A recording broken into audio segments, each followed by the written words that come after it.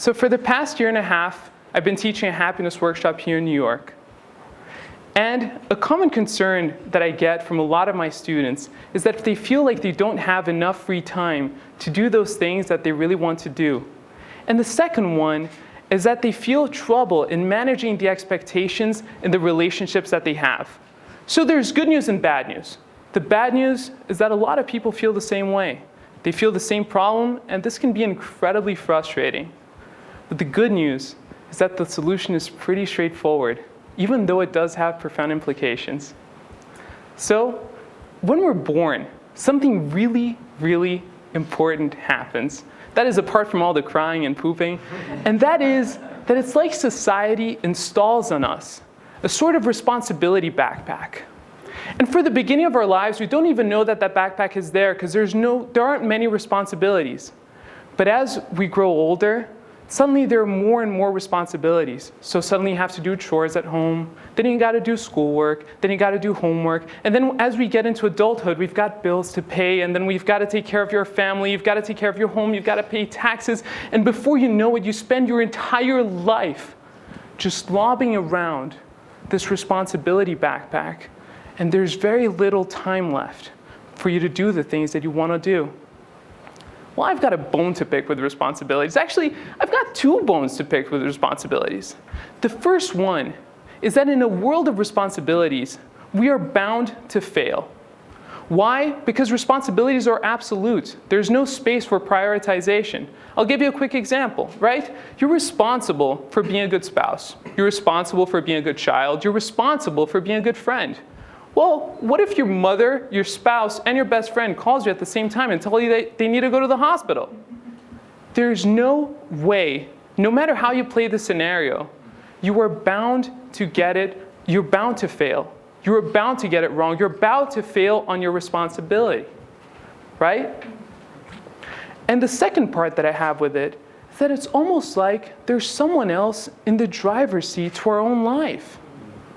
Right? It's almost like you're just sitting shotgun, lobbing around this really heavy backpack while someone else is deciding everything that you've got to do. So, a few years ago, I decided that I no longer wanted to have any responsibilities. I got rid of them. I decided to take off that backpack, and I decided that from that moment on, every single one of my actions was going to be a choice. What are the implications of that?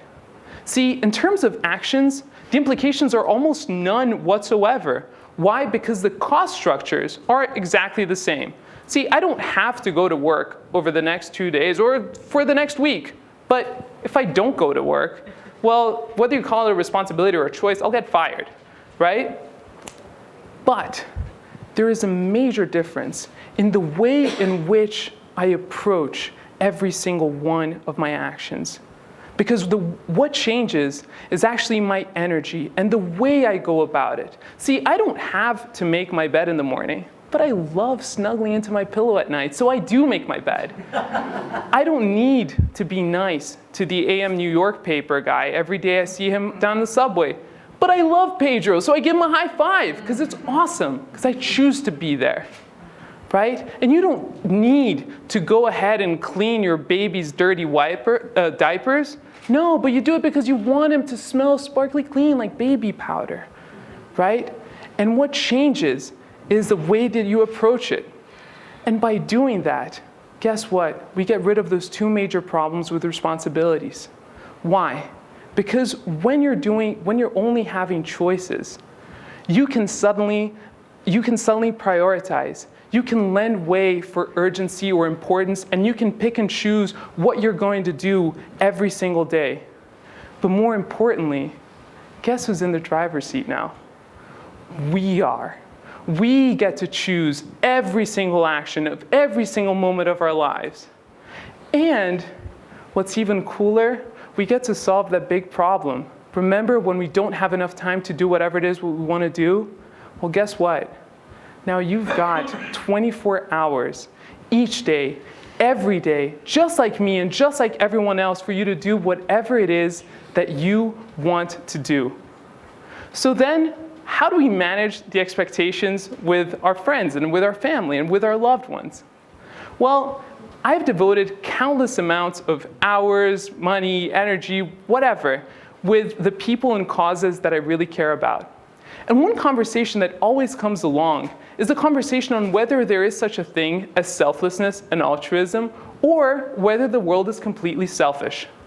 And after tons of conversations, I found that there's two families of thoughts on how to approach things. On one family, people believe that there is such a thing as selflessness, so something devoid of the self, or altruism, something for the other person. Right? And a quick example is, let's say you're eating a bar of chocolate, your baby cousin comes along, baby cousin asks for the bar of chocolate, and you decide to give him the bar of chocolate because baby cousin wants the chocolate. Right? You do it for him. The other family of thought is that there's only such a thing as selfishness. Right? So you're eating the bar of chocolate, and baby cousin asks for it. Now, there's only two reasons why you would do it. One of them is that you tasted the bar of chocolate, it tastes completely vile, so you don't want it anymore, and you give it to baby cousin. The second one is that you really like to see the sparkle in your baby cousin's eye, so you give him the bar of chocolate because you really want to see him smile. So, what's the difference really in the action? Well, there isn't much, right? When we think about the action of when you have the pleasure seeking in the one case and the selfless action of just giving the kid the piece of chocolate, the implications are exactly the same, right? Wrong. Let me explain to you why. See, when you do an action that is completely devoid of the self, for someone else, for the other person, there are two variables. One that you can't control. So you can't control how the world will respond to whatever you did. So for example, this being the baseline, well, yeah, your baby cousin could really enjoy that piece of chocolate, so he's going to smile, he'll feel happy, he'll run around and give you high fives. Or he could decide, or he could, let's say, be diabetic or lactose intolerant and get awfully sick from that chocolate. You don't know how the world will respond. We can usually make educated guesses, but we don't really know. What we know for a fact is how we are going to respond from the get-go. See, if the action is completely absent of the self or for someone else, from the very get-go, you start at a net negative, right? You're either minus time, minus energy, minus money, or minus a bar of chocolate, but you start by losing. So the world, in this case your cousin, they need to really like that bar of chocolate just so that you break even. Or they need to super enjoy it so that you have a net positive effect. How about in the world of selfishness? In the world of selfishness, it's the same thing. You have that same unknown variable where you don't know how the world will respond. But from the very get-go, you are doing something because you want to. You are giving that bar of chocolate because you want to. And suddenly, you start at a net positive. And this is a point in my workshop where I always have someone who will say, well then Sid, what are you suggesting? That we be selfish all the time? That we take? Well, that's what I call being greedy. And in a world of choices, people won't choose to be around with you if all you do is take. What I'm suggesting instead is that you embrace the idea that every single action you take because you want to. And what does that generate? That generates relationships where no one ever owes you anything. See, I don't buy my girlfriend flowers because she wants to. I buy it because I want to. I don't help someone up on the subway with their little baby stroller because they want me to. No, I do it because I want to see them smile. And by doing it this way, you become someone so much lighter to relate with.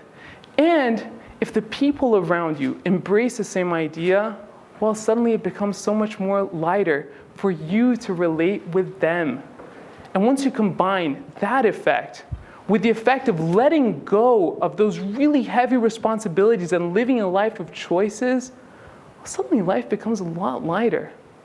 So much so that you can soar and live a life full of smiles.